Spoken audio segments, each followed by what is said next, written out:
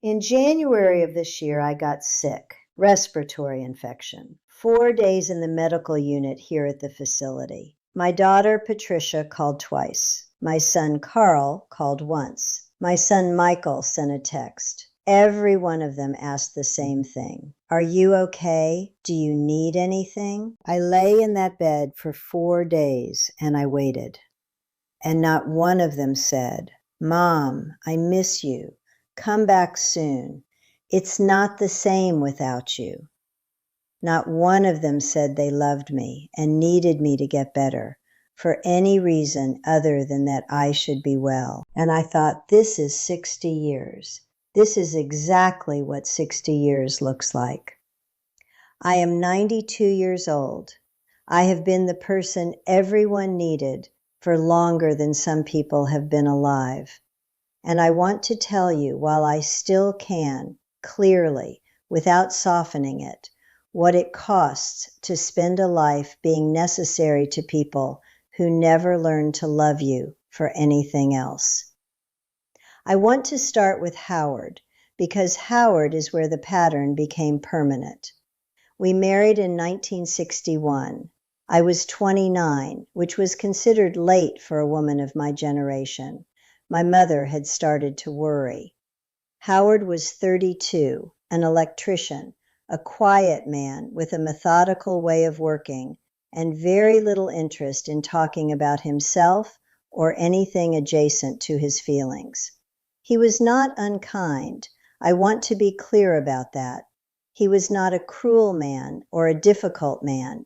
He was simply a man who had been raised to believe that what you did for a person was how you loved them, that the doing was the saying. I believed that too when we married. I had been raised to believe it. My mother ran our household in rural Virginia with a precision that left nothing to chance and expressed love entirely through action. The meals, the clean clothes, the organized house. I thought that was what love looked like, because it was what love looked like in the only home I had ever been in. So Howard and I built a life on that foundation. He provided and fixed and maintained. I cooked and organized and managed and later worked. 30 years as a home health aide, caring for other people's families 5 days a week, and then coming home and caring for my own. We raised 3 children. We were not unhappy. What we were, what I understand now, was 2 people who had agreed, without ever saying so out loud, to love each other entirely through usefulness. And for a long time, that felt like enough. For a long time, it was enough. And then slowly, so slowly, I did not notice it happening. I began to want something that usefulness couldn't deliver. I want to tell you about the day I started to understand this,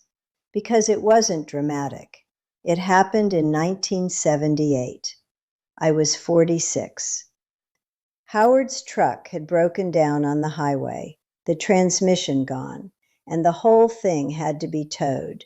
And we needed a rental, and there were arrangements to make. I handled all of it. I called the rental company and renegotiated the rate. I coordinated with the repair shop. I rearranged my week to manage the car situation while Howard worked. And when it was all done, Howard said, I don't know what I'd do without you. He meant it. He said it with real feeling.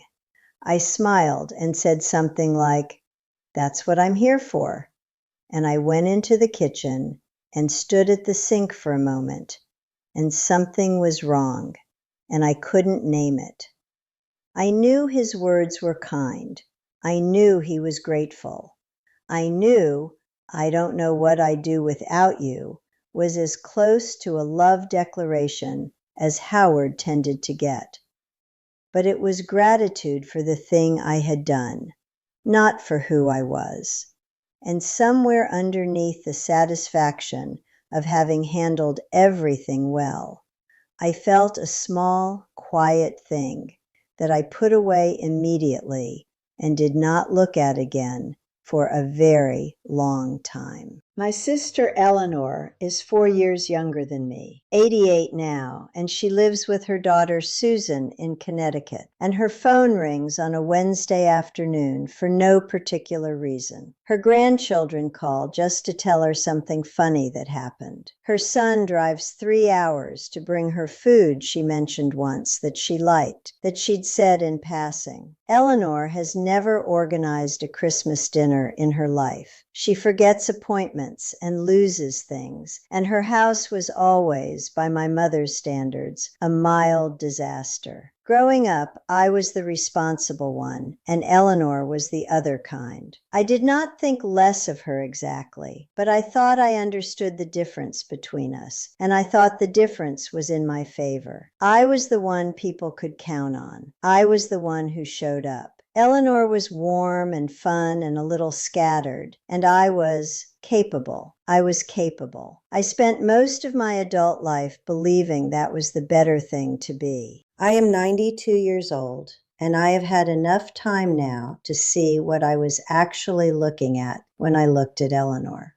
I was looking at someone who had never made herself into a function. Someone who let people see her fully, messily, impractically, and who was loved for exactly that, who was sought out not for what she could do, but for what it felt like to be near her. I have spent 60 years being sought out for what I could do, and in January of this year, in a medical unit bed, I counted the phone calls and finally understood what that had cost.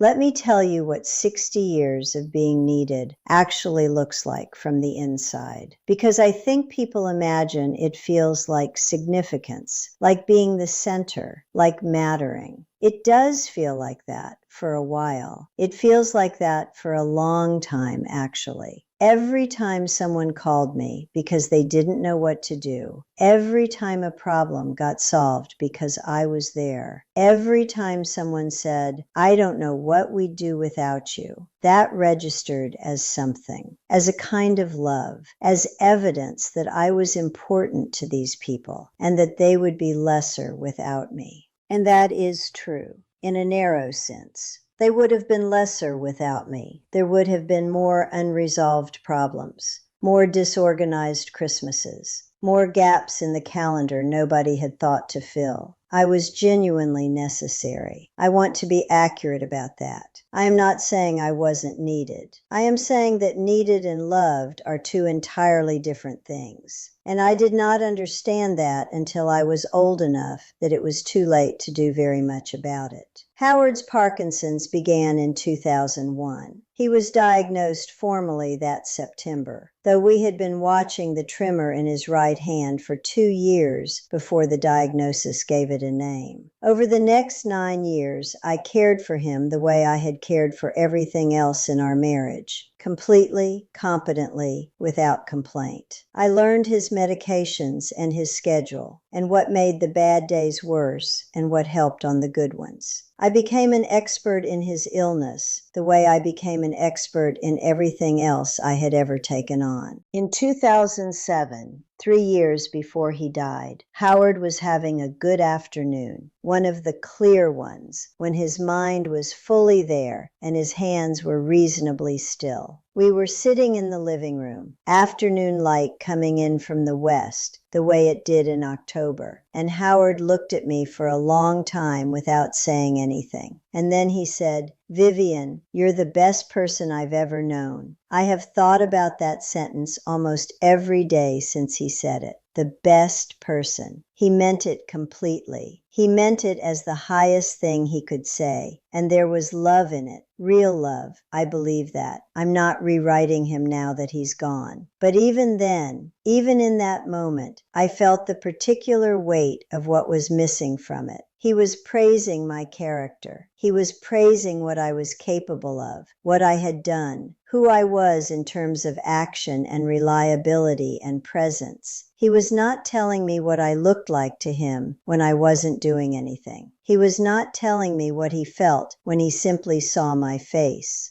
He did not know how to say that, or maybe he didn't feel it in quite that way, or maybe 50 years together had smoothed the distinction flat so that he could no longer find the difference between loving what I did and loving who I was. I smiled and said, "So are you, Howard," and I held his hand, and the October light moved across the floor, and I stored that sentence in the same place I had been storing things since 1978, and I did not take it out and look at it until I was in a medical unit bed in January of this year, counting phone calls. Howard died in April of 2010. I organized the funeral with the same care I had organized everything else. The flowers, the arrangements, the reception afterward at the house. People came through and told me I was holding together remarkably well, and I thanked them and meant it as the compliment they intended it to be.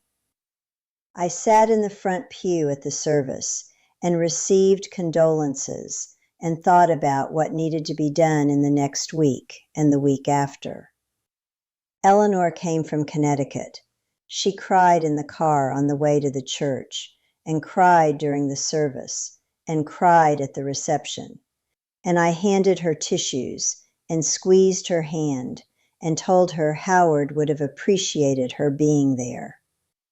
And people came to Eleanor and held her and took care of her the way they had always taken care of Eleanor in difficulty, because Eleanor's grief was visible and it pulled people toward her. My grief was managed. I had organized it into the next things that needed doing, which I was very good at, and it did not pull anyone toward me because it did not look like something that needed attending to. Nobody asked how I was. They asked how I was holding up. Those are not the same question. My 90th birthday was in 2022. Patricia organized it. A party here at the facility, 30 or so people, a cake with 90 candles that nobody was going to light all at once. It was a good party. Patricia had put real effort into it. The grandchildren came, including the ones from far away. There were photographs and a little speech and a slideshow someone had made with old photographs. At the end of the evening, when people had gone and the staff had cleared the room, I sat in my chair in the corner and looked at the deflating balloons and thought about the slideshow. Photographs from my wedding, my children's childhoods, family holidays, Howard's retirement party. Photographs of me doing things, organizing things, standing in the center of occasions I had made happen. I was in every photograph because I had arranged the circumstances of every photograph. And I thought, not one person in this room tonight knows what music I played as a girl. Not one of them knows what I wanted to be before I understood what I was going to be. Not one of them knows what I love, not what I'm good at, not what I do, but what makes me feel the way you feel when something is exactly right. My children don't know that. My grandchildren don't know that. Howard didn't know that. I had spent 60 years making sure everyone knew what I could do. I had never let anyone see anything else. And on the evening of my 90th birthday, I sat in a room full of people who loved me, in whatever way they were capable of loving me. And I felt entirely alone in the specific way that comes from being known only partially. The aide came to take me back to my room and asked if I needed anything. I said, no, I'm fine. I always say that. I have been saying it my entire life. I say it before I even check. I need to say the most difficult thing now, and I need to say it clearly because I am 92 and I don't have the luxury of being inexact. I built this, not Howard, not my children, not the people who called in January to ask if I needed anything. I built the structure that made it impossible for anyone to love me in the way I needed to be loved, because I built myself so completely into a function that there was no room left for anyone to find the person inside it. Every time I solved a problem before anyone had to ask, every time I anticipated a need and met it before it became visible, every time I held myself together in public so effectively that nobody thought to ask whether I was falling apart in private. I was doing that to protect something, my pride, my sense of myself as someone who didn't need, my terror of being a burden to the people I loved. But what I was actually doing was teaching everyone around me over 60 years that I did not have an inside, that I was entirely composed of capability, that there was nothing to reach toward that wasn't a task. I taught them that. And then I spent 60 years being hurt that they had learned it so well. Eleanor didn't build that. Eleanor cried when she was sad and laughed when something was funny and called you on a random Tuesday because she thought of you, and that was reason enough. Eleanor was legible to the people who loved her. They could see her because she let them see her, because she had never decided that being seen was the same as being a burden. What Eleanor had was not charisma or luck. What Eleanor had was the willingness to be known, to let people in past the capable surface and show them the person who wasn't always sure what she was doing and needed things and felt things and was, underneath all the impracticality, just a human being who wanted to be loved like a human being and not like a resource. I know there are people listening to this who recognize what I'm describing from the inside, who are the person everyone calls, who solve things, manage things, show up for things, and go home afterward and wonder why the gratitude they receive doesn't quite fill the particular emptiness they carry, who have been saying, "I'm fine," for so long that they no longer hear themselves saying it, who have made themselves so necessary that they have left no room for anyone to choose them for any other reason. You are building something right now, with every problem you solve before anyone asks, and every need you anticipate, and every time you hold yourself together when you want to fall apart. You are building the architecture of your own invisibility, and it is very good architecture. It will stand for a long time. It will outlast your patience with it. The thing I want to tell you, the thing I wish someone had told me when I was 46, standing at the kitchen sink after Howard said, "I don't know what I'd do without you," is that being needed is not the same as being loved. Being needed is dependency. Dependency can be profound and real, and it is not nothing. But love is something that comes toward you when you haven't done anything lately to earn it. Love is someone thinking of you on a Tuesday because you crossed their mind, because they wanted to hear your voice, because your face appeared in their head and they followed the feeling. That never happened to me. Or if it happened, I had made myself so efficiently available for practical purposes that people called me about the practical thing and forgot to mention the rest. I will never know which it was. I am 92. That is one of the few real regrets I carry. Not knowing whether the love was there and I just couldn't see it, or whether I built a life so effectively that love couldn't find a way in. You still have time to find out. I am asking you, not as advice, not as a lesson, but as a woman at the end of a long life who is telling you the things she did not figure out until it was too late to undo it. Let someone in past the capable surface. Let someone see you when you haven't organized anything. Let someone give to you. Let it be slightly imperfect and let it be enough. Ask for something tonight. Anything. Something small. Give someone the chance to come toward you, not because you need something done, but because they wanted to come. See what that feels like. Because I am 92 years old, and I have been trying to remember the last time I let that happen, and I can't find it. Tell me in the comments, are you the person everyone calls when something needs doing? Have you ever let yourself wonder whether that is the same thing as being loved? Because I spent 60 years not asking that question, and I am asking it now at 92 in a room by myself, and the answer is very quiet and very clear.